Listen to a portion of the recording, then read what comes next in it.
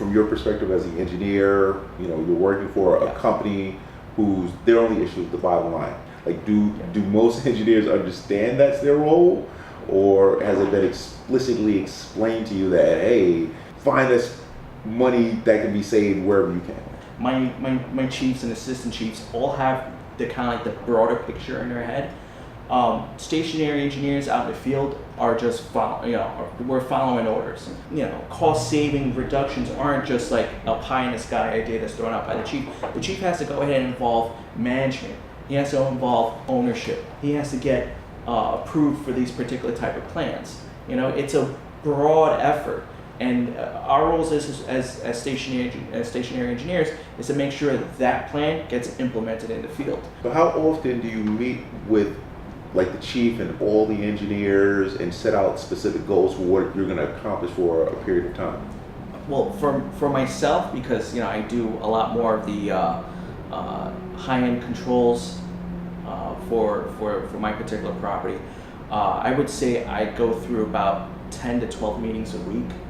So I would say like a quarter of my work week is sitting down in situations like this and talking. Another 20% is sitting down and actually drawing out plans, making plans and having like a script to follow. And the other part, I would say, in the field, implementing that plan together. Now, when you put together plans, do you make recommendations for equipment that you want to be installed? Do you have to investigate that?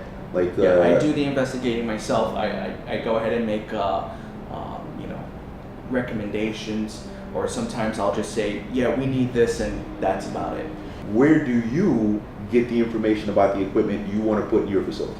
You'll have a lot of salespeople that'll come around to commercial buildings and talk to you about their product. If you go ahead and post that into like a forum, like let's say LinkedIn, and you're in the HVAC engineers forum, and you go, I need this, someone's gonna go ahead and get you the answer. What do they have to do to prove to a facility like yours that our product is what you want as compared to somebody else's? Cost, of course. Who's gonna get me the same machine cheaper, and who's gonna provide service at the times that I need it.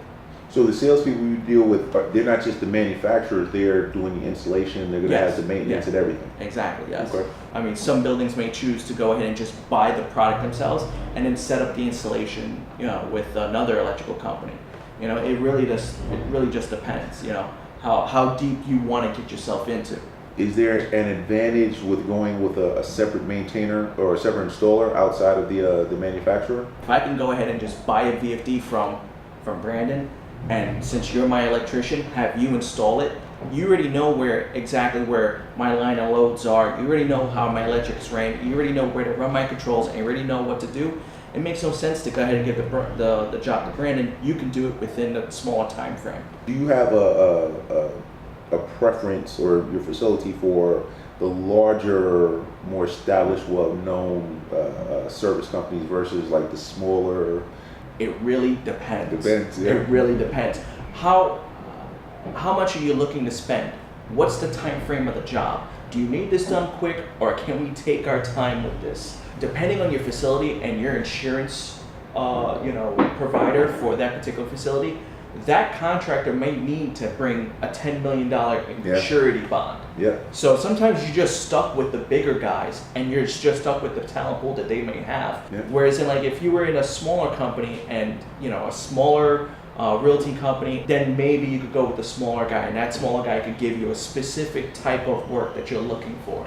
But if you're a bigger company and you're looking for that $5 million, $10 million insurance bond, those small guys may not be able to afford it. On a $10 million premium, you're putting down $200,000 at least. At least.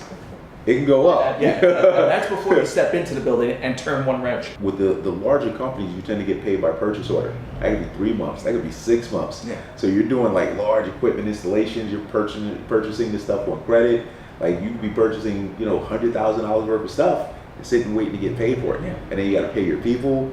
Like, it creates a situation, like you're saying, where you have to deal with the more established companies, and there's good and bad with that.